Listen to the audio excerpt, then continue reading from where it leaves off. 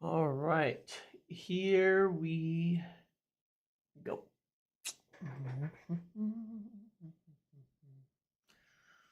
All right, we are here. We are live. Good day to everyone. How are we?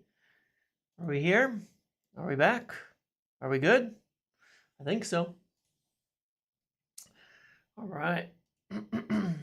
Happy Friday. Happy end of the international break. Time to get back to the football, ideally. This is definitely this international break that comes like right after the transfer window is always the absolute worst.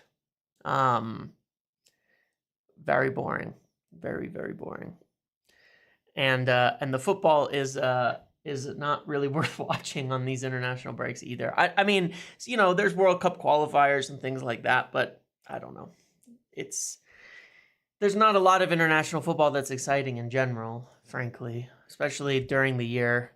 I think everybody's of the opinion it would be better if we just had less international football in general to interrupt things. Right. Yes, welcome. Thank you. What do you make of the appointment of Sam Arith? Well, we could talk about a bunch of things today. Yeah, he's a very experienced individual, though. I can't say like I know a lot about him, but more people who've been around city and all of that fitness, giving them the best tools for everything. Yep.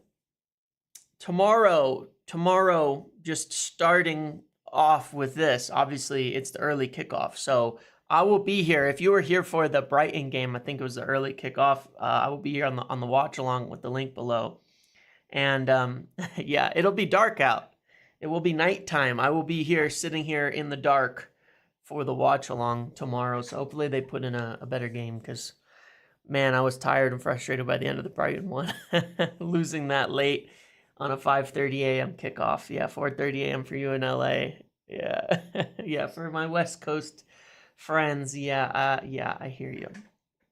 Okay. Yeah, international football is a parasite. We could do without it. I understand. Like, I understand why we want international football in general. It's just there's too much. Like, there's too much meaningless stuff in the middle of the year to contribute to it. Greetings, James, and greetings, Red from Ghana. Nice.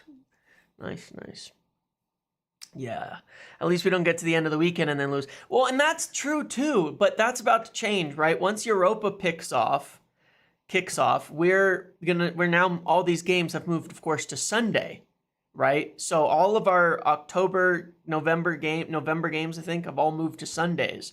So now we get to be the last game. So we get to wait all weekend to see us lose, and then it gets to be fresh in our mind at the end. It gets to ruin the weekend. I actually do prefer it first.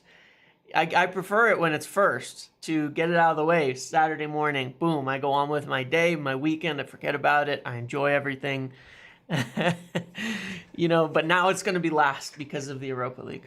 So yeah. No, I know. But they just released like the Ford changes, and they went a bunch of Saturday games moved to Sunday. It's all right. I am I'm positive. I am a positive person in general. Is Bayindir going to start tomorrow? Is Bayindir ever going to play football for United?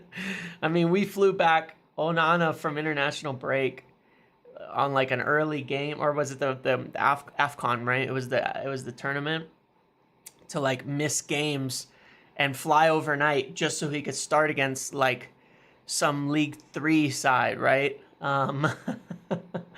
Yeah. So maybe, I hope he gets to start against Barnsley. I mean, I hope we actually use our backup goalkeeper. It was nice when we did that with Romero, Wigan away, right? Yeah, Wigan away. That was a funny one. That was ridiculous, honestly. But yeah, we did that with Onana, so I don't, Ugarte flying in Wednesday night, I don't think that's a big deal. Or Thursday morning. What results in these 10 games? Well, we'll talk about that. We will talk about that. We're going to go through it piece by piece on the discussion. Yeah. 1 second. 1 second. I'm so sorry. 1 second. I just need to take this.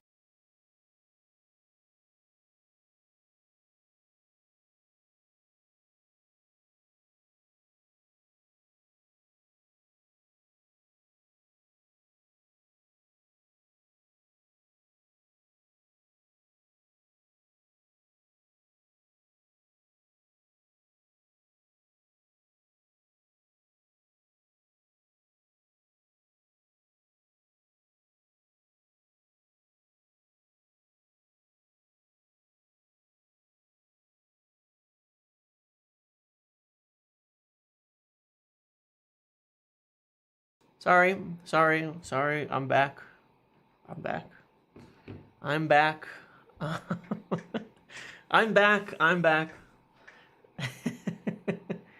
Yeah, you couldn't hear my conversation. No, yeah. Yeah, no professional lip readers here.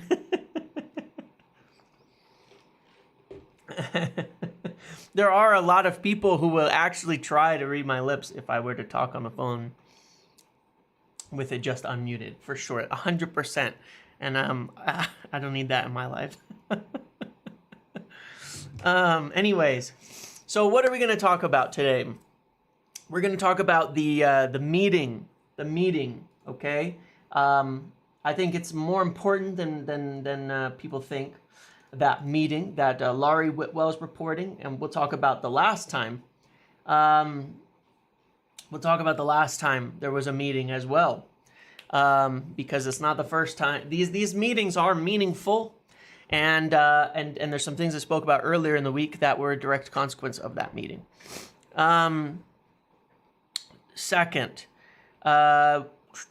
yes, some of the things that we need to speak about, some of the things that we need to change. We're obviously going to do the vote. We're going to do the vote thing, going through the lineup, all of that. I think it'll be different than before, and I think it's going to start getting interesting. There's some interesting stuff that's happened over this break. Obviously, as well, after the Liverpool game, we'll see. And then I want to talk about some injuries and then answer some other questions about things I've spoken about. So yeah, let's start. Let's actually get into what we're doing now. Let's get into it, shall we?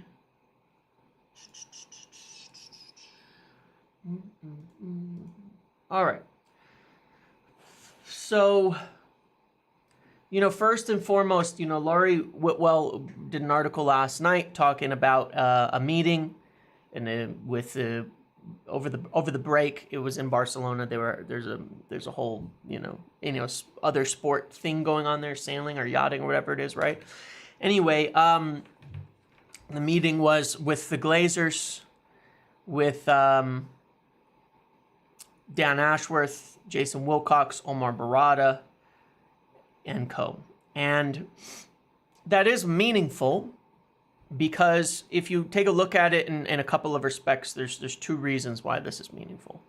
Number one, you can see kind of the new structure taking shape, that these meetings, these executive kind of councils, and there would be some other people involved in this that I won't give their names, but I understand why their names weren't mentioned because it's not as important, but and they're not as front facing, but it's these meetings kind of show you that the new way of running United is, as we've said, it's all above the manager. The manager's role has changed. The manager is not, de facto in charge of the football club anymore. They are, for all intents and purposes, a head coach. They're working on the training ground. They're working with the players. That's all fine. That's all well and good. We knew that change was happening. But it's these kinds of meetings, that confirm those things. That when you have these executives all getting together, including all the way down to Wilcox, the hierarchy of order at United and how it's laid out now. Now, why is this as well meaningful? Number two, that the Glazers were present. Now, why does that matter? Keep asking rhetorical questions like a politician. The Glazers don't have to be present, and the Glazers don't make the football decisions, but they do need to be kept abreast as the public representatives of a publicly traded company on major decisions and planning. So their involvement in the meeting does give you a bit of an indication that there are significant discussions that do occur in these types of meetings. Now, way back last season, I should say, before summer, what feels like an eternity ago, I mentioned that there was a big meeting in Monaco, and I broke that news back in, I think it was like May or something, early May. And there was a big meeting in Monaco with the executives involved, including Wilcox. I won't say who else is included, but some of the people who are there now were included, even if maybe they shouldn't have been. Maybe.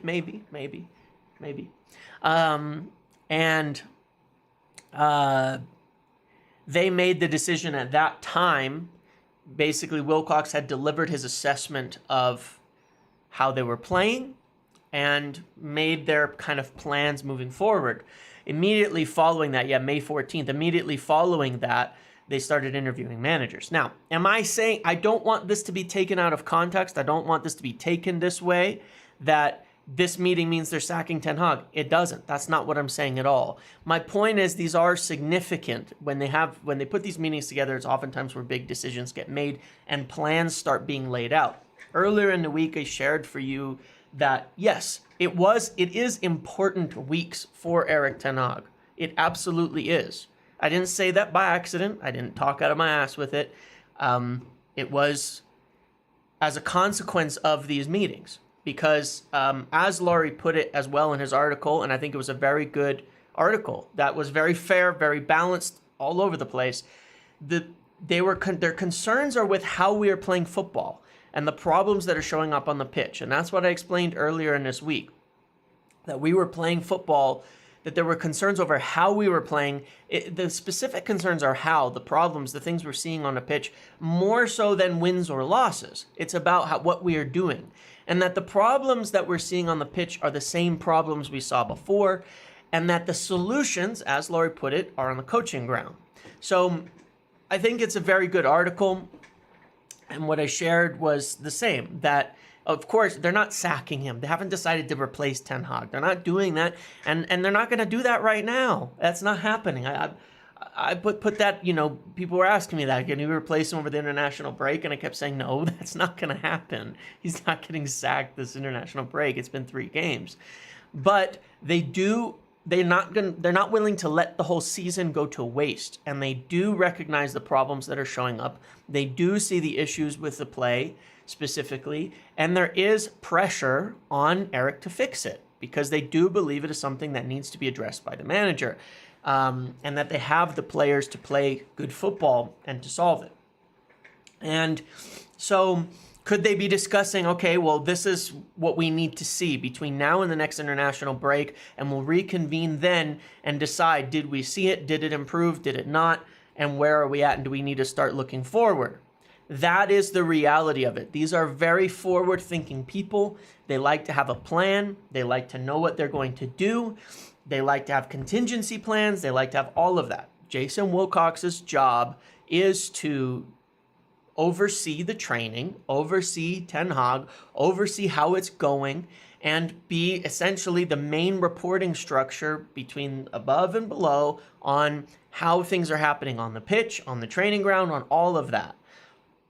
He delivered his assessment before. He obviously had doubts at that time, but that's his role there, is to look at it. And so, yeah, it needs to be better. That's the point. That's the point that I said earlier in the week, and it is a fact, and I was not making that up, that there was pressure on Ten Hag when they have these kind of meetings and they're assessing what's going on and they are discussing the football and what's wrong with it and what's working and what's not working, and coming to the conclusions that thing needs to be addressed by the manager. That is pressure. Does that mean you're on the cusp of being sacked? No. What it means is, this is the problem and you have to fix it. But that's what is being measured. They are concerned that despite the preseason, despite the new players, despite all the changes to the back line, despite all of those signings, we're still seeing mostly the same issues. So with a whole new team, the same issues, then it's probably, again, a lot of people were insistent that last year the gaps in the midfield, the deep line was because of the back line team. It's not. Lissandro is there, Dallo is there, Mazraoui is there, De Ligt is there, and we're playing a deeper line than ever. It is something they feel needs to be addressed by the coach. And I believe that he will get at minimum this period through the next international break to fix it. And to have Ugarte get into the team and to have, the players settle in a bit more and see if they can't resolve it now and improve upon it. That's what they want to see. That's what they want to see over the next, I think it's 8 games or something like that. How many is it with the cups and everything, right? There's some easy games and there's some tough games between now and the international break. We have Southampton. Yeah, you're correct. The manner, maybe not against Southampton, but I do think the manner of any drop points is going to have more influence on the future than results themselves. Correct. How we lose games, how we drop points, all of that, and how we win games, right? Because if we're losing games and winning games, but it's really grindy, that's not going to work. I shared earlier that in the week that it's not going to be like the final games of the year where we're just grinding out these really tight wins. And that's going to show the progress. And, that may delay things, but that's not what they're looking for. They want to see good style of play. And we have tomorrow, Barnsley, Crystal Palace, 20, Tottenham, Porto away, Villa, Brentford. Brentford's after the break. So we have these 7 games. God, why do we have so few games? The international breaks are crazy. But yeah, so those final 3 games, Tottenham, Porto, and Villa, those are big, big, big games. Because you have these kind of winnable games before that to really sort this out. And those are going to be huge games in terms of where things are at those are going to be huge games for where things are at when we get to that next international break. And they're going to want to see by those games that we're playing better football. That's a fact. That's the reality of it. So, in terms of coaching and fixing all of that, I showed earlier in the thing, I went on a rant about it, but you can see it. You can see it. You can see why this happens. You can see why the issues are showing up. I showed that the goal where we lost against Brighton off the set piece, not an accident, a consequence of rushing the play and opening those gaps in the midfield. The goals, when we played well against Fulham, same thing. It was that we didn't have those gaps, that we didn't rush the play. Against Brighton, even with the goal that we should have scored right before that, we conceded an even better chance to Brighton because of that.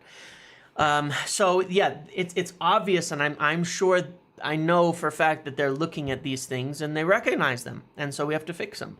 Is Ten Hag informed about these concerns from above him? Absolutely, he is. Absolutely.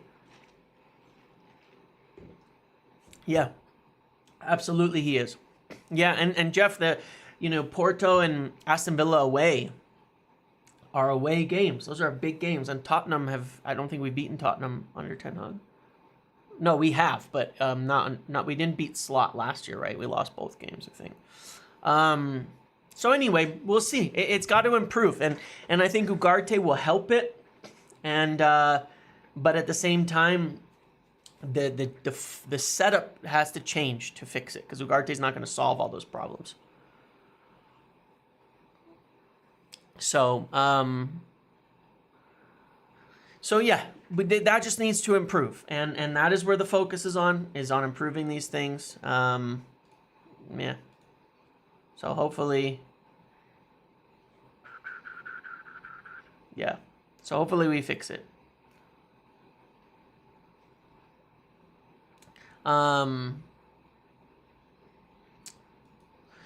All right.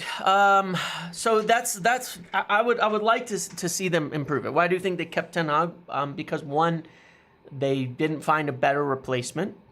I mentioned that a long time ago, that they weren't gonna, even when they decided maybe he wasn't at the time the person that maybe long term they wanted, that they would think through a plan, that they'd want to have,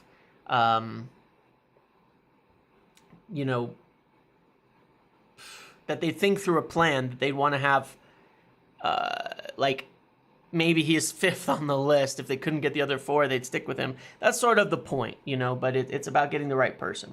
Keep up the good work. Thank you. Appreciate it. Yeah, we'll turn it around. We're making the right... Look, we have the right people. We have the right people in place. They're going through things. They're working through things. You know, they, like I said, even with the women's team, for example, right?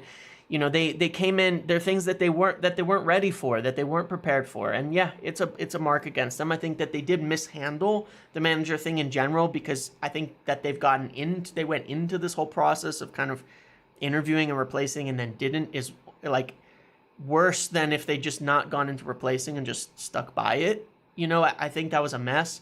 But I think a big part of that is not having Dan Ashworth totally in the building. And they didn't know what to do with the women's team. And that's another example there where they weren't prepared for that.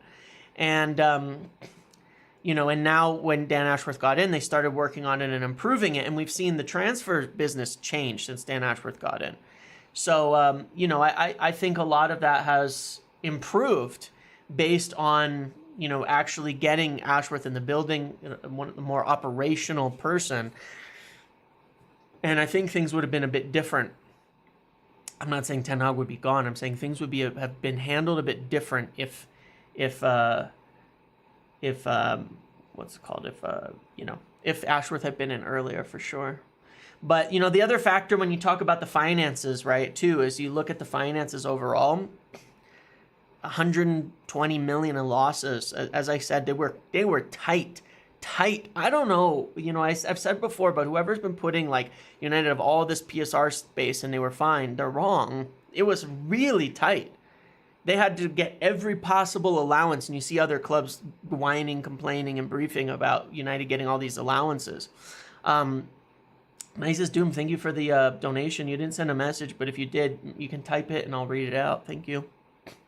But yeah, you know, anyway, it is what it is. Yeah, and Tuchel did turn us down. I mean, that's the reality of it. He had concerns. I've said this before, but this is a very specific role for the manager, and they weren't going to compromise on that with a new hire, and Thomas Tuchel had concerns over that too.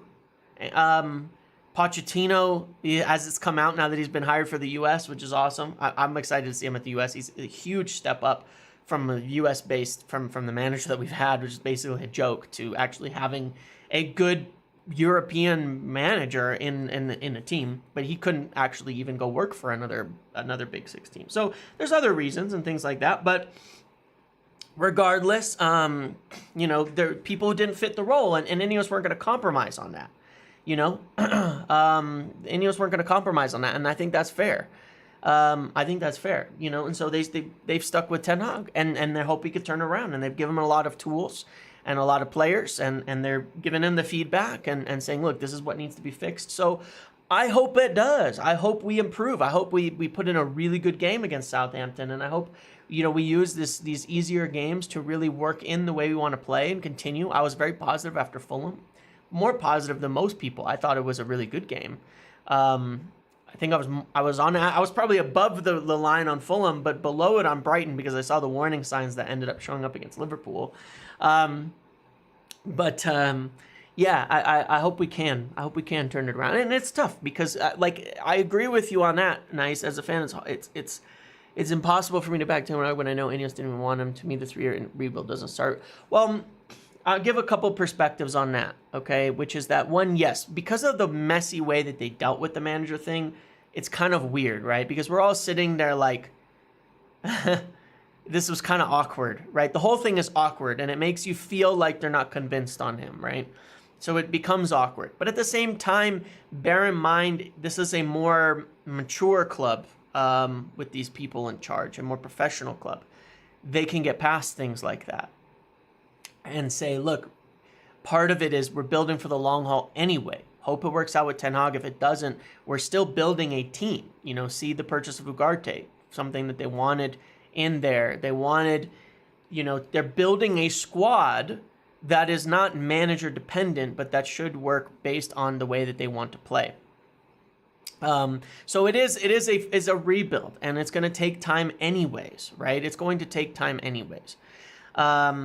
So I don't think it's a waste. I don't think anything's a waste, and I think we can hope that we do better and improve through this season. And I really hope that we do. Yeah. So hopefully we have a good game. Now I want to discuss the injury side of things really quick. Obviously,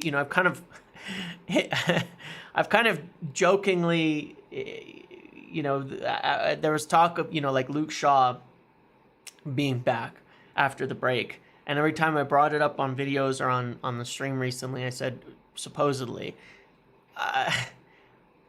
and I was talking about left back being a concern. Well, I don't know when. Jeez, I think a bird just flew into one of my windows. That was weird. I don't know when Luke Shaw will be back. Honestly, I'm not saying he's going to be out for an extended period of time now, but I didn't really expect him to be back right after the break. I think it's going to be a bit longer. Højlund should be in team training pretty soon, though. And as I mentioned with Luke Shaw, the issue is that his whole thing is very unpredictable, in part because his thing is very unpredictable in part because he has long-term structural damage from his injury, and it is what it is. So yeah, we'll see. Malacia, we'll see. Okay, he might be back-ish soon in terms of playing, team training, all of that. The issue is not that. It's whether he will be physically able to get back up to the levels required for the Premier League. Because there's a big difference between it being able to get into training and all of that and being able to actually get onto the pitch and perform at the level of the Premier League, which he has some struggles with even before. But, a player who relied a lot on his physicality, on his pace, on his quickness, on his speed. Talking about left back and a bird flew in your window. It's a sign. Bird doing an impression of Casimir. Yeah. Poor bird. I'll have to go see out there where he is. But anyway, so yeah. So we'll see there. Euro is still a bit away. I mean, he'll probably he's off crutches and all of that. But I believe, but he should be. I think he'll be on grass training 3 or 4 weeks, and then 3 or 4 more weeks and back in the team. I know that feels like a really long time, unfortunately. But they're going to be careful, and they're going to take it slow. That's one of the things as well. When you look at the hiring for physios and all of that, Euro's going to have to play under Ten Hag. He's going to have to. Oh, I see. Never mind. You got me there, Isa. But yeah, is they want to be careful when they're looking at physios, the medical staff, all of that. It's a big part of it is, having players come back and not get re-injured. That has been a big part of that as well. So yeah, I would think the next international break for Euro, I think by that international break he'll be in team training, working through it, but realistically getting back into the team, after that time, would be more realistic. Yeah, Robinson is a little bit older, but we need an established player there. I still call him young for some reason. He's only been in the Premier League for 4 years, right? And he was in the lower leagues before that. But, same age as Mazraoui. Will there be better load management this season? More rotation? I guess we'll find out. We should be able to rotate a bit more. That's for sure. Especially once a few players come back. Mason Mount will be a couple more weeks, I believe, as well. There's other things that they're doing. That I won't say right now, to resolve muscle injuries that are kind of surprising, but are new ways of doing things. These are very specific things that they're doing. I'm not talking about the oxygen tank or cryo chamber or whatever, but there's other things that they're doing that is becoming very popular in sport that I won't mention because I'm not sure if it's something I can mention or not, but or that they'd want mentioned, but we'll see. It's good. Yeah, witch doctors, exactly. Yeah. They actually brought in Harry Potter. Yeah. So there's other things, but we'll see. We'll see how those work. But I do think that that'll be something they will. I do think that'll be something that they'll work on. To make sure that they come back, that they come back, that they come back, and that they actually stay healthy for the long haul. And don't get injured immediately after they return and be out for more periods of time for no reason. So hopefully we do start to see that. Okay, a couple questions people have here on Rabiot. We'd had discussions with Rabiot. We did. And I think I even talked about that like in June, that we had some discussions about Rabiot. Maybe it was July. I don't know. It was sometime a long time ago. I said we'd looked into it, as had a few other clubs, but the costs were still kind of outrageous. And I think that there'd been some recent talks and the costs were kind of outrageous. Now, there's some reporting from France that we've had some discussions that maybe the demands were now lower. But isn't the deadline today?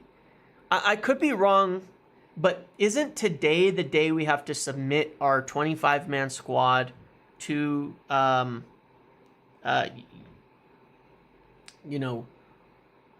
to the Premier League? Now I understand you can still bring a free agent in if you have an empty space in that. I don't think we'll have empty spaces in that, but I could be wrong. There's a day. No, Mount's not injured till the next break. Mount will be back sooner. And again, it could be Ugarte and Casemiro at times. Eriksen can play too. But isn't it, I haven't seen this date anywhere, but isn't today the day? I for some reason, it's usually the before the match week after the international break that they have to submit the 25-man squads. Now, if you still have space open, if you only register 24 or something, and we do have some young players, yeah, it's by tomorrow, right? It's by tomorrow's kickoff, if I'm not mistaken, that you have to submit that. So I think we'd have to sign Rabiot like today and register him in the 25. But if we're leaving an extra spot, Højlund doesn't count as an under 21, does he? Because he's not been training with us for 3 years. I always forget how these rules work, but if I'm not mistaken, or maybe he does because he's not homegrown though. It's there's the homegrown. That's different. That's homegrown versus the 17. Well, I don't remember. The rules always confuse me on this. But maybe we do have a spot available. You might be right. So we'd have to do it like by today. And I don't see anything talking about that. I still don't expect it. I don't think it aligns with how United approach things. Yeah. We already submitted for UEFA. No restriction under 21. You're right. Under 21, you can have as many as you want. Yeah. We already submitted UEFA. We already submitted our Europa squad. And I'm pretty sure it's full. I thought it was full. I could be wrong, but I think it was full because for Europa, they have to be homegrown or you have to register them, if I'm not mistaken. But I still get confused on all that. So yeah, I'm not expecting anything. I think we'd be hearing a lot more if we were really looking into it. I think for the cost, for the long-term view of things, it's just not in alignment with them. Yeah. So yeah, play 2 years for United before being 21. You can submit it. Oh, okay, you can. Interesting. So I guess we could, we technically still could, but, there's no mention by literally anybody of Rabiot, is there? Of anyone. I haven't heard, for a long time, I haven't heard that there was anything really there just because the costs were so much for his age and profile and all of that. So I'd be really surprised if United wanted to do anything there. So yeah, I feel like there was another question. I know he mentioned it last night, but nobody has since then. And nobody else really has, you know what I mean? I usually like to see things followed up, and And it started with a different account than Sandy, if I'm not mistaken.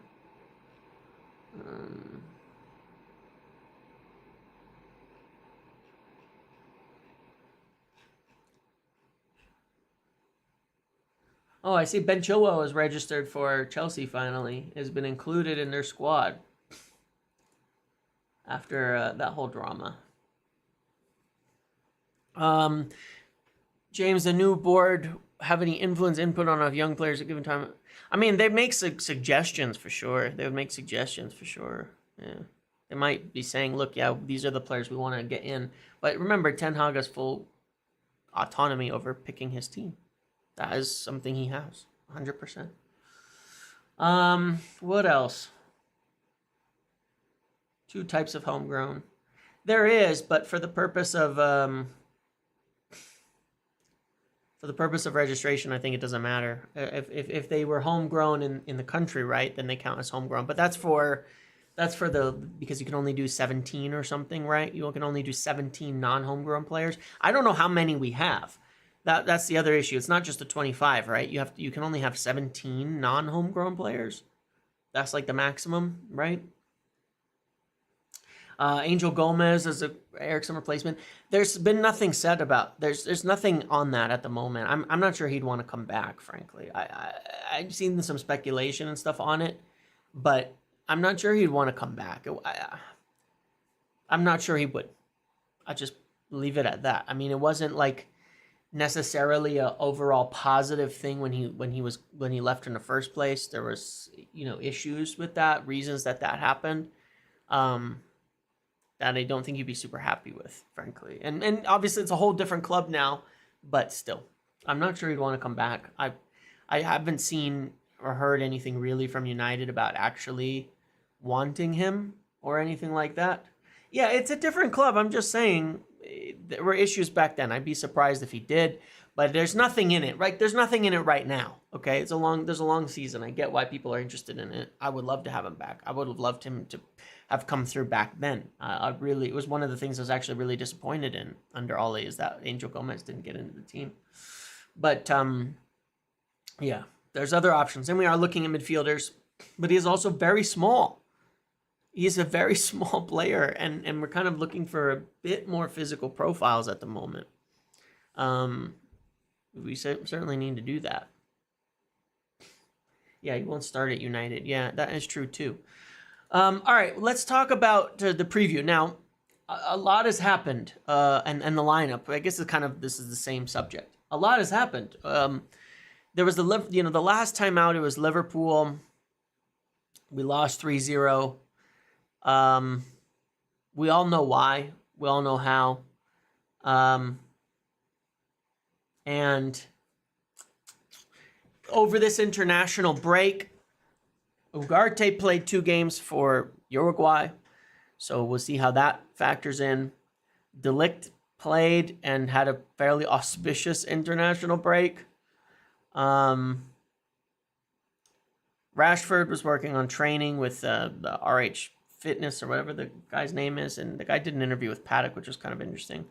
Garnacho, I think, played a few sub minutes for Argentina. Lissandro played in the left of a back 3 almost for Argentina.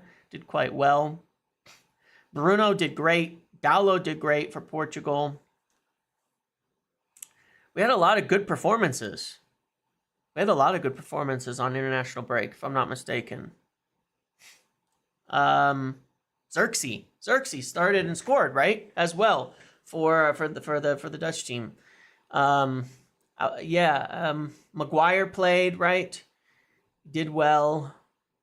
Ahmad played as well. We had a lot of players in international action. Kabi Menu played too, right? So yeah, I mean, nearly our whole first team.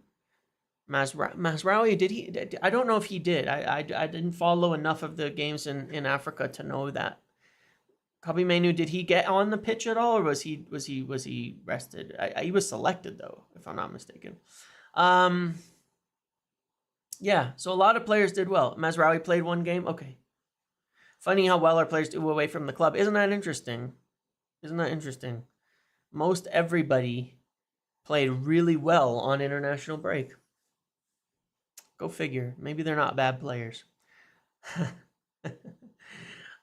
So yeah, that leads to a few. He started one and then was on the bench. Okay. Yeah, it leads to some selection questions, right? So let's do that part of it, because this is always a fun one in my opinion. This is always fun. This is what you all voted for last week, okay? 2 weeks ago. This is what you all voted for 2 weeks ago. This is what everybody voted for 2 weeks ago. This was the lineup that everybody voted for 2 weeks ago and said this is what you want to see. Now, I want to consider and discuss briefly before we vote on the new one to influence this, of course, what I think. I said before that I still don't think there's an issue on the left side with Rashford there, and I thought he was one of our better players against Liverpool. I'm still very surprised. I'm still very, very surprised by the feedback after the Liverpool game, when I thought Rashford was maybe our only effective forward in creating anything the whole game. I thought Bruno was really bad in that game, personally. Garnacho, I thought, failed to make an impact. I thought Ahmad was better when he came on. I think Xerxes was doing the right things, but he should have finished those chances, and he was just a little bit off the pace of the game. Obviously, we're going to discuss whether Ugarte should start yet or not. I still think we should put Mazraoui on the left. Dallo got in the first 3 minutes, did 2 overlaps. I was like, yes, this is it. And then we just didn't do it again. We just didn't do it the rest of the game. I don't understand. Lissandro, I thought, was poor. And I think he's been poor most of the season. Does that mean he should be dropped? I don't know. But, what is going on with these birds? Did you hear that? That's the second time a bird is. This is like the what's this? Is it a Stephen King movie, right? The birds flying in, or is it the Anyway, it's like a horror movie. It's just flying into my windows. They're just flying into my windows. But I don't have super confidence in either Lissandro or De Ligt right now. And I think De Ligt was actually good against Liverpool. But he had a really bad international break, apparently. Hitchcock, right? That's what it was. The Hitchcock movie. Yeah. It was Hitchcock. I was trying to remember which horror guy it was. Dallo obviously should retain a spot. But the thing is, you could pick whoever you want up front, and it's not going to work until we fix the system, right? I've maintained that, so it's not a big deal to me. Yeah, pigeons with info. I got to go find the little things tied to their legs. So let's do it. Let's vote again, and let's go through this. So let's start at striker. Do we want Xerxes up there? Should he start, or should we move Rashford up there for now and get I didn't usually offer this option, but I'm just curious, just in case somebody thought we should start Rashford up there and put Garnacho and Ahmad on the wings. I don't know if anybody thinks that. I don't think anybody thinks that. I don't think that. But I'm just curious if anybody did. I expect very few votes. But I was just curious if anybody thought that was a good solution, because I don't want to see Rashford playing striker.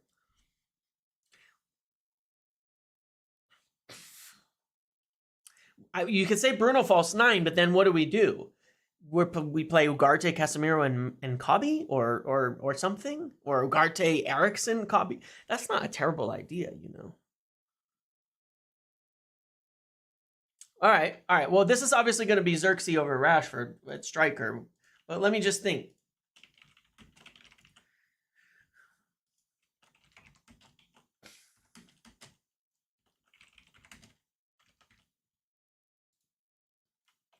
Just out of curiosity. Yeah, I know it worked at the end of last season in the FA Cup final, but I don't think we were dominating those games. Yeah, Rashford in the middle would only work as a sort of 4. Well, and that's the thing. if we play like a 4-4-2, we need more midfielders healthy. I feel like we need Mount if we were going to switch to that system.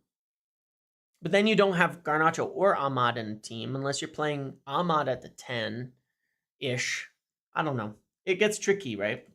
Yeah. I think everybody just wants to see Xerxes continue at striker, and I think that's correct.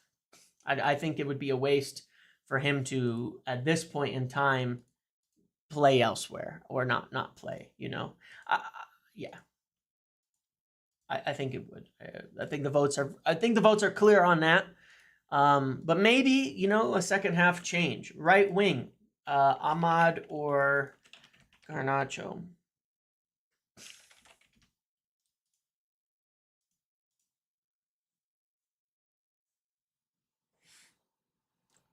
What are you thinking here? I think Ahmad gets back, and I think it'll be Garnacho for some reason still, because, like I said, he's been kind of the starting right winger.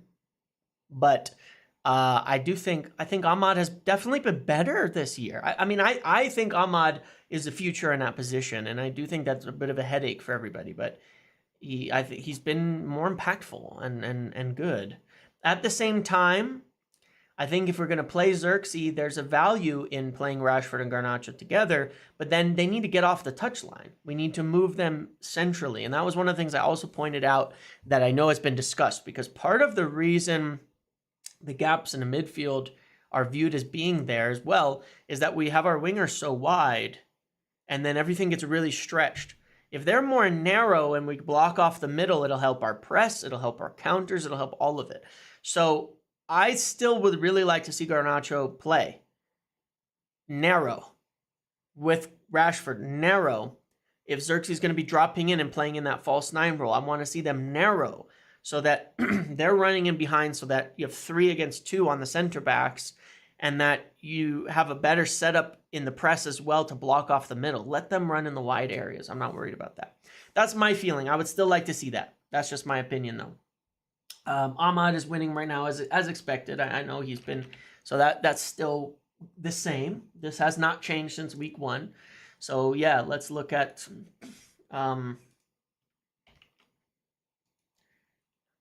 yeah, we played narrow against City, correct. Yeah, we did. And we've played narrow before. And when you play a false 9, I think you do need to play narrow. And I think we'd be a lot better if we played Rashford and Garnacho narrow as wingers instead of pushing them out in the touchline, you know? I expect this one to be close. I'd be surprised now if yeah. I think people were unimpressed with. I kind of expected that. Like, it was a slight swing for Garnacho, and in the last game, it was a slight swing. But I think given the performance against Liverpool, it's hard to pick. I'm not saying Rashford's in great form either, but it is hard to pick Garnacho over Rashford because Garnacho hasn't really performed this season either, right? And Rashford did create those couple of chances. But it's tricky. It's tricky. They all need to get going. But yeah, I agree. Rashford, Xerxes, Garnacho would be unreal if we do it right. I totally agree. If we're going to play direct, get narrow. There's no point playing direct and then having them sit on the touchline. You know, what's the point of that? It doesn't work. If Xerxes is going to be dropping in like he was, get those wingers narrow, man. Get them like a front 2 around him, like Liverpool did, you know? Yeah, like Liverpool did. Get narrow. Push them in here, right? And then if Xerxes is going to drop in. All right, so Rashford wins this one this week. He's got to perform, though, of course, right? Like, we know that. We need to see Rashford performing. We need to see him starting to get goals. But, like, honestly, push him in. And then when Xerxes dropping down, you have these 2 runners up ahead. But yes, that's a good point, too. I feel like we won't see Nair until we get a real left back. And that's part of the problem. If you don't have a left back to overlap, if they're all inverting, then your wingers have to be wide. Yeah, that's a good point. I mean, that is a problem with the dynamics. But we could send our wingers, we could send our fullbacks on overlap now if we really wanted to. We did it. But yeah. At the 10. Now, we don't really have options here. because Mount's injured. But, Bruno needs to step up. I'm not going to lie. I think Bruno's been one of our worst players this year so far, and he needs to do better. I'm not saying he shouldn't start because, we know Eriksen just doesn't have legs anymore, but, Bruno needs to start, improving. There was a comp I retweeted, and it wasn't. Some people took this as it was like a Rashford highlights, and it wasn't. The point was against Liverpool, and you could see it with the team shape. We used Rashford as an out ball, and he was making the runs, and Bruno missed so many passes to him. The accuracy was awful, and that was a huge part of the problem. And it's been that way the first few games, aside from the lack of finishing. He really does need to step up. He really does. He's certainly one of our players that, he needs to be dropped and fight first place. Well, look, the problem is that Mason Mount can't stay fucking healthy so that there's someone to fight for the place, If Mount was healthy, I want to see Mount, Mainu, and Ugarte play together. I want to see it. 3 intelligent, hardworking players in a more of a flat system. I want to see that this year. I want to see that in games because I have a feeling we will grind it out and control the games a little bit more. Again, I give the Liverpool similarities, but if you play like a Mount, Ugarte, Mainu with Xerxes, Rashford, and Garnacho, it's really similar to how Liverpool have played. And if we're approaching that way, then that is a way to go where you could really... it's just it's a different way than the Hollywood ball. But yes, so Bruno's going to win this. Obviously, we know what kind of player he is, and we hope he turns it around. But I am curious. I'm very curious. We know Mainu is going to start here. Well, you know what? I'm not going to assume, because the only reason I'm not going to assume is because I'm going to do this as a combo. Okay, I'm going to do these as a combo. I'm going to add a few different options, right?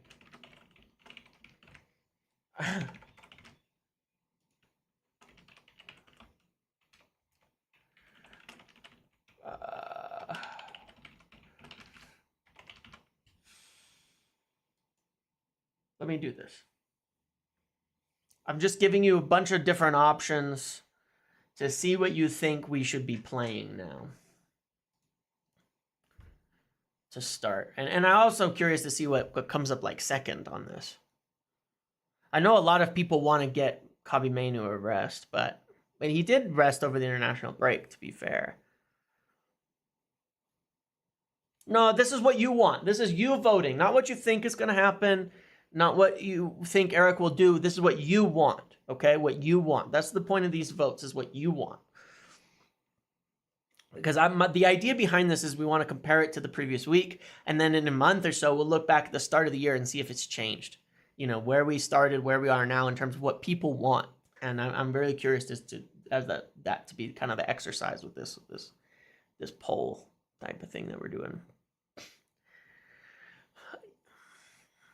The reason I didn't put Collier in this time is because I don't think anybody's going to want Collier Ugarte to start. I think with Ugarte there, Collier as a bench option, I think is really good rotation. All right. So Ugarte Mainu wins, which we kind of expected. Ugarte Casemiro was second, which is interesting because I think that the reason for that, right, is that people want Kobbie to get some rest, right? You want Kobbie to get some rest. Do a Ten Hag vote and see when it gets... No, I don't want to start that at this stage. I really don't. Left back. Let's go Maz, Dallo, Almas. Now, we know Almas is not going to start, but still, I would like to see him getting in there because I would really love to see a left-footed player. And I would love to see still Mazraoui start on the left, even though it's just never going to happen, so that he can overlap. I'm not saying Dallo's done a bad job. It's just, I just think Mazraoui would be better on the left. I think Eriksen could do well next to Ugarte. I think anybody would do better next to Ugarte because he'll cover more ground. Yeah. Exactly that. I want to see Mazraoui on the left to see what he's like because he's so technical. He's so good with both feet. I think he would be more effective. But I really want to see a left back in there. Keep overplaying Kabi, and the same thing happened to Rashford might happen to him. Well, look, I pointed that out earlier in the week. I said, look, and I showed the stats for Kabi. Most interceptions, high tackles. The guy is doing way too much work. And we're going to burn this kid out if he has to keep doing this. And that's why I think we need Ugarte in immediately. But we also need to change the system. We also need to change the system. You're right. I'm influencing the vote. But I can't help. I'm just sharing my opinion. I know people tend to. It does influence it. I understand that people who like me, who watch, maybe you'll agree with me once in a while, and that's why, and it'll influence you. But yeah, stick with your thoughts. All right. People still Mazraoui, but I think it's a little closer than it used to be. I think it used to be like a big Mazraoui leap. Now, center back combination. I'm going to do this as a double. Do you still want Lissandro, MDL, Maguire? I'm going to give you 3 options.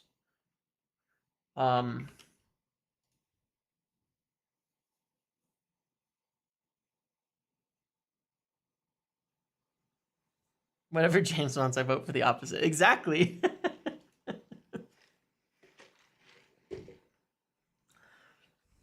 Exactly. I would drop Lissandro. Well, I think it's still going to be Lissandro de Ligt, to be honest. But I honestly think, I don't know. Maguire de Ligt is not bad for me. I think they could play together pretty well. Yeah. Good size. Lissandro hasn't been great, but yeah.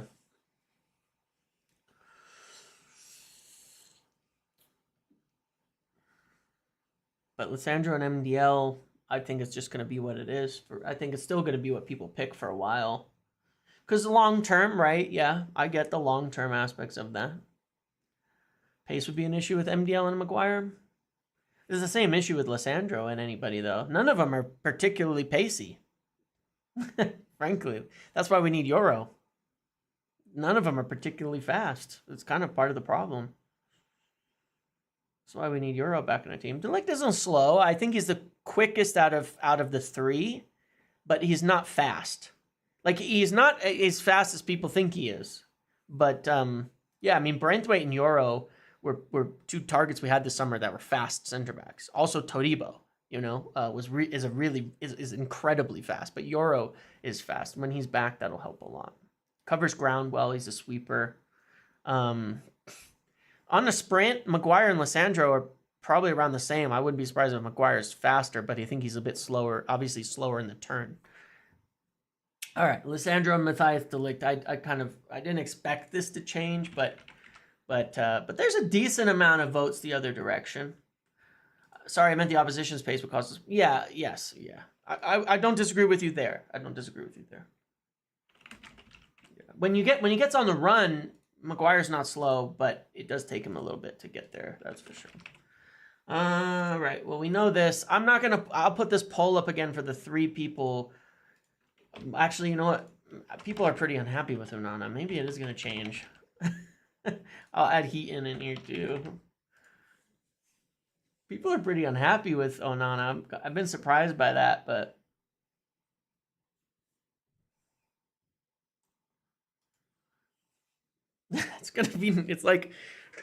it's approaching 50% people want to see someone else than Onana, which is actually crazy. People are that unhappy with him. I'm not as unhappy with Onana as most people are, to be honest, because I get it. Yeah, I mean, I get it. It's just that, like, I don't know.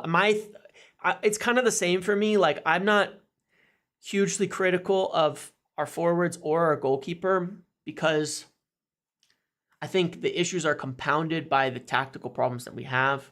Onana, we have him send it long when he's a good short passer. Why? I showed even against Brighton, that's how we lost. We send it long from him. At the same time, we concede high quality chances.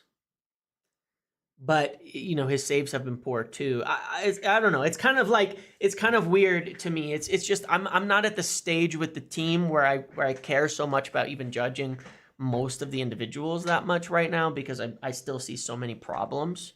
But you're right, he has not been good in saving. But again, yeah, we do not play to his strengths either, and it's bizarre how few players we play into their strengths, given the team that we have, and that's one of the things we definitely need to improve. Because he is elite with the ball in his feet. We've seen it. We know he can be, but we ask him to go long, we lose the ball, we concede on, and the other thing about the thing with Onana, right, is that if you're playing a deep line, then you don't get his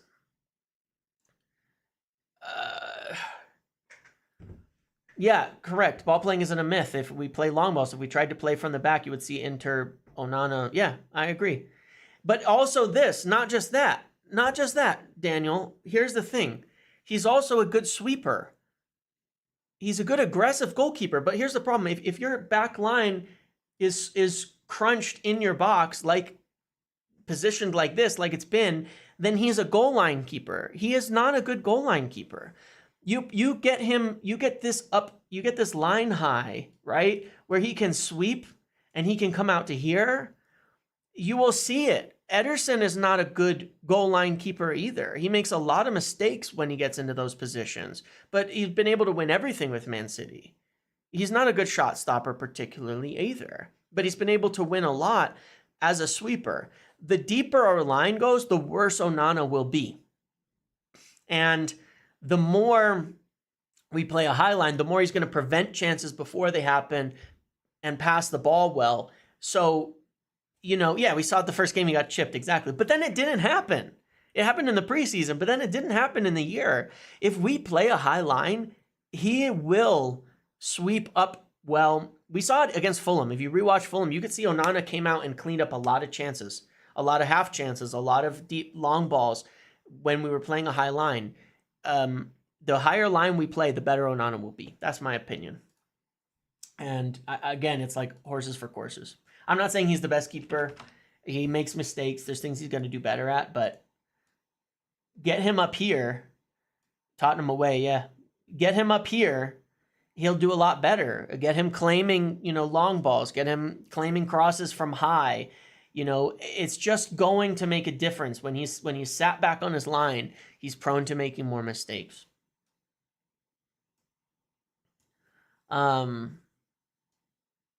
Look, that's what you bought him for. I'm just saying, you didn't buy a goal line, saver. You just didn't, you just didn't.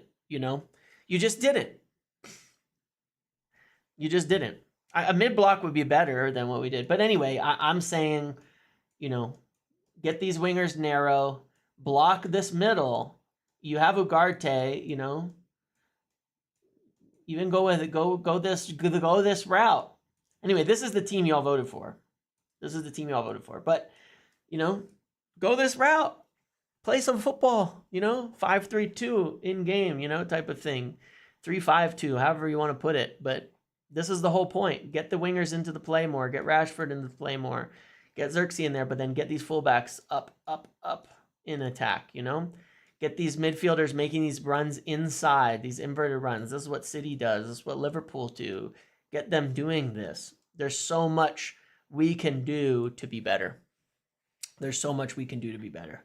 But anyway, this is the team you've all voted for. I'm not surprised by it. It makes sense. I think, obviously, the positions that we've kind of have to debate still are the center backs and here. And then when Rasmus Højlund, and the wings in general, I think, not just Rashford, but in general, the wings. And then I think when Højlund comes back, obviously, we'll want to see, is it work? He's going to start games too. He's 100%. He's going to start games too. So, yeah. So that was the lineup. I like the votes. I like your thoughts. I like everybody's opinions. I appreciate all of it. It is interesting that the biggest question mark when we look at the voting are the wing, the center back pairing, and the goalkeeper. Will it be everything within a few weeks? Where we have no idea what our best team is anymore just because it's gone so poorly? I hope not. Yeah. Anything else we should talk about today? Again, I will be live for the watch along at 5:30 a.m. tomorrow in the dark.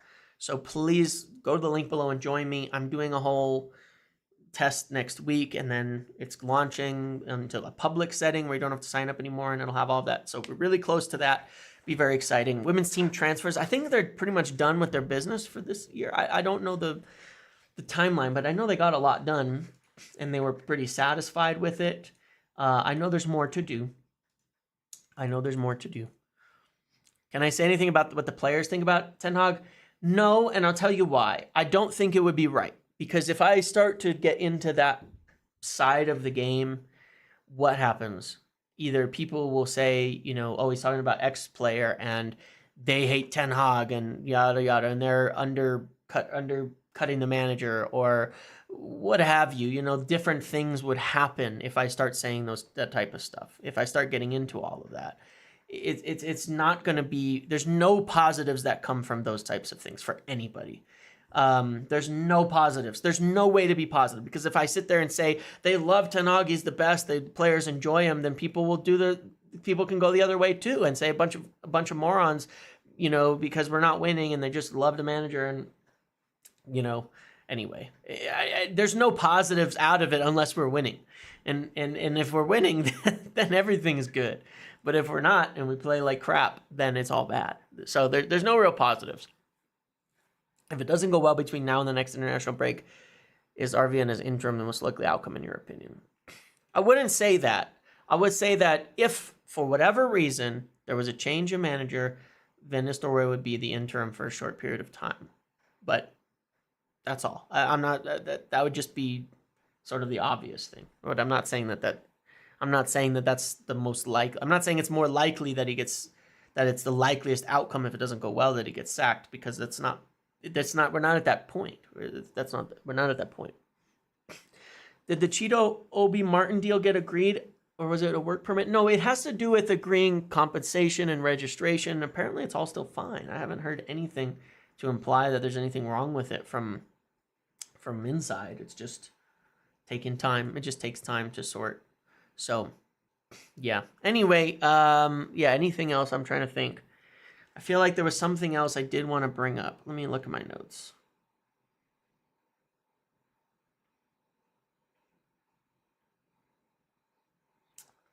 What else was there? I feel like there was something else that happened through the break of news. The Man City case. I honestly don't expect much. I think it's better to not expect them to face any kind of consequence at all. And then stadium news. Yeah, it's still progressing really well. And that would be as well a part of the meetings over the break, you know, with everybody involved, is that kind of thing. Because, yes, it's pushing ahead. And as we know, they're looking at the new stadium. The progress has been being made on Carrington. They're continuing to hire staff and replace people. You know, as I said before, I saw a lot of people leaving United and a lot of new hires, and they're just going for more streamlined setup, a lot less. I think we'll see some changes in certain strategies around United as well. Brailsford stepping back. Well, you know, like we've always known that he's not a football guy, and appoint the right people and let them get on with the show. That's what we wanted. But he is still advising on certain health issues, 100%. I can say that. I don't know much about Sam Arith, but it seems smart. It seems like that was a part of it. Ronaldo interview. Is there anything really to say about Ronaldo? It's kind of a story. I don't really want to talk about Ronaldo for good reason, for bad reasons. I'd like to keep Ronaldo as the Ronaldo he was when he was at United as a young kid, came through under Sir Alex, and we leave it at that. And that's the Ronaldo that I remember at United, and that's it. I would rather leave it at that and not talk too much about Ronaldo these days. That's my view. I mean, you know, I've gotten people have acted like I haven't, you know, supported or backed or anything on Ten Hag on different things, but I supported him quite strongly against the whole Ronaldo situation that occurred, And I still don't think Ronaldo should be talking about him and getting into it. I don't think it's helpful. I don't think it matters particularly, but, we'll leave it at that. I think Ronaldo was bad when he came back to us, frankly, for most of the time. Prediction.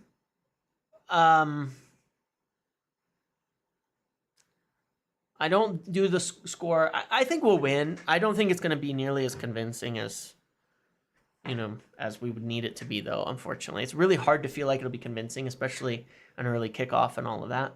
But I think if we get a couple goals, or if we get a goal or something early, then we could break it open. I think we could break it open. 2-0 Southampton away. But yeah, because the thing is, like, Russell Martin plays good football.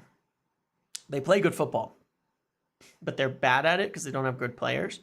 So it's one of those games where, like, if you break them open, you can really crack them open and start going for it. But you kind of need an early goal. Otherwise, you can actually get beat because the exhaustion kicks in and they keep trying to play through you. And eventually you break down and let them because you're struggling. And I think the biggest issue is that they want to keep the ball.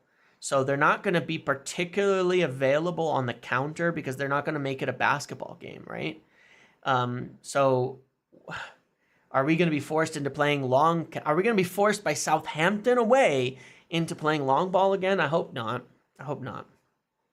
We need to be able to dominate possession against teams that want to dominate possessions, We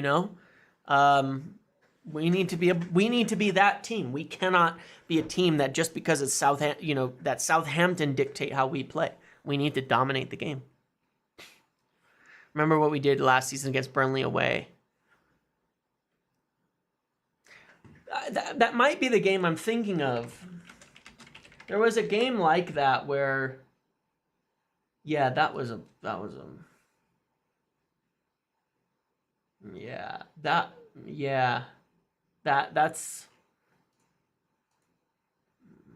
I remember the home game. We really struggled to break them down.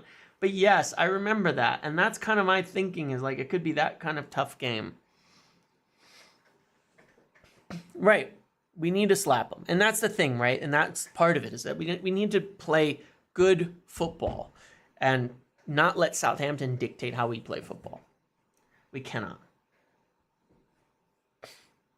All right, I'm going to end it there. It's been over an hour. Wow, it's been a long time. Hour and 10 minutes. Gosh, time flies on these. I really appreciate all of you. Thank you all for hanging out with me today. Make sure to like the stream. Make sure to do all of that. I really, really hope you'll join me in a watch along tomorrow morning. I'll be there very, very early, and it's always good to see you all. It's yeah, and I'm real excited to on that platform still, that it's continuing to grow ahead of its launch. But I'll go check on these birds, see if there's multiple dead birds outside my windows now. Yeah. So yeah, enjoy your weekends. Hopefully we have a good start, but if we don't, remember, it's all okay. Enjoy the rest of your weekend. Get outside, touch grass, all of that. There's no need to be upset whether we win or lose. Make sure you enjoy the weekend. Make sure you enjoy your time. Make sure you enjoy everything. And I will hopefully see some of you tomorrow. Otherwise, back next week with the podcast. Phil and I will be back on Monday with the podcast for sure. And thanks, I won't. Okay. And I hope that, yeah. So, yes, there's a link below. The watch along is the link below. It's not the SofaScore thing. It's the link below for TIFO. New Rashford article thoughts. What is a Rashford article? Did I miss something that just come out? While I'm sitting on here. What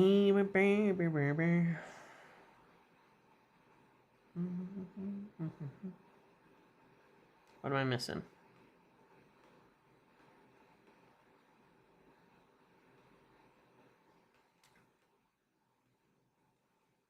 What are you talking about?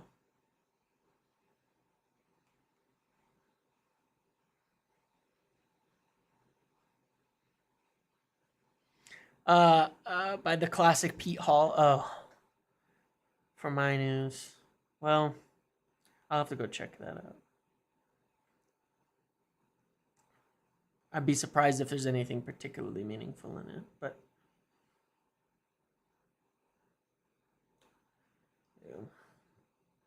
yeah, I mean, I don't know. I don't think it's going to help because the problem is that the more people write articles defending him, it happens all the time on here.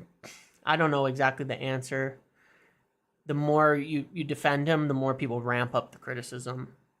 You know, it is what it is. The more people ramp it up on the alternative, it's and it's good. It's a positive article. I see that, but you know, you just get when you have people write articles that say, you know, people close to him feel like, you know, he's facing an onslaught and all that. The problem is that people just start calling that PR, you know,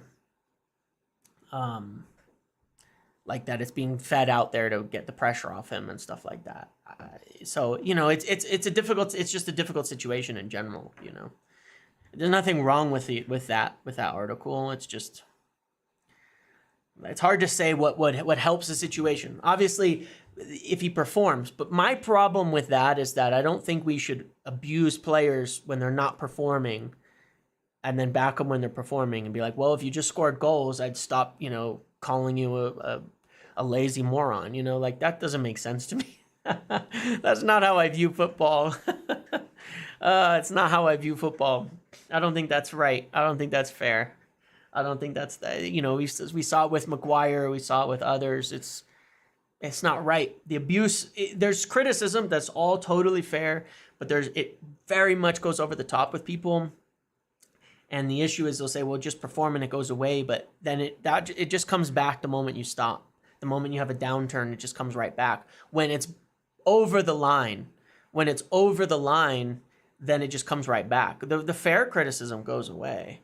But the stuff that's over the line just doesn't go away. It comes back the moment because people who are doing that cannot wait. And it's happened with many, many players. I'm not just talking about Rashford. It's happened with many, many players. You know, people are ready to jump on Maguire every time a little thing happens now, even though he's been very good for a long time, has shown his professionalism. You can't accuse him of being lazy. You can't accuse him of anything. But he makes one mistake and people jump right back on him, calling him trash and doing all the things they used to because they want to. That's what they wanted to do. There's people who don't, to be clear, but you see it with certain players, and it's kind of odd. It always surprises me. I've seen more backing of Marcus Rashford by opposition fans talking and being surprised and wanting him on their team than I have from United fans. It's very odd. I've seen that with some others too. But anyway, it is what it is. I'll get off my soapbox there. It's just a tricky situation. It's a tricky situation, and it tends to be towards more homegrown British players. Yeah, I mean, look, I've defended Luke Shaw on this as well, talking about his injuries. People call him lazy, things like that, because he gets injured. I get it. I get why that happens. I don't think it's fair. You know, like I said, he has physiological impacts from the long-term injury that occurred. That you know, it's not his fault. It just is what it is. I mean, he nearly lost his leg, and there's long-term problems like that. Yeah, De Ligt, and it's an interesting one because, like, I've tried to be balanced on De Ligt. I have my doubts over him, my criticisms, all of that. But, you know, he's kind of getting that from the Dutch side, which is odd. You can see it from, like you see from European lads and people over there, like, that they just want to blame him instantly for everything and go over the top. There's a tendency to do this with certain players in different fan groups and things like that, and it always surprises me a little bit. You know, I think De Ligt is a good player, and I hope he'll do well. And when I say that, I think I've said compared to him to Maguire and all that, but I have a really high opinion of Maguire, so it's not an insult.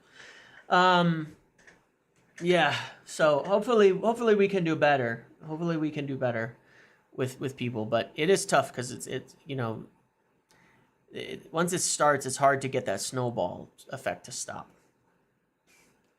And yeah. Anyway,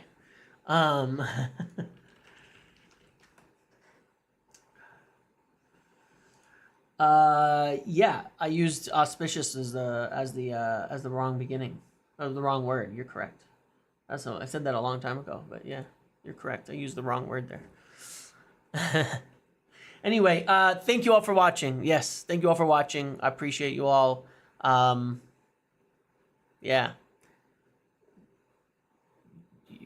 Distracted me for another 10 minutes. But yeah, thank you. Thank you for watching. See you all later. Enjoy your weekends. Enjoy your Fridays. Enjoy the game. Talk to you all later. Have a good one. Goodbye.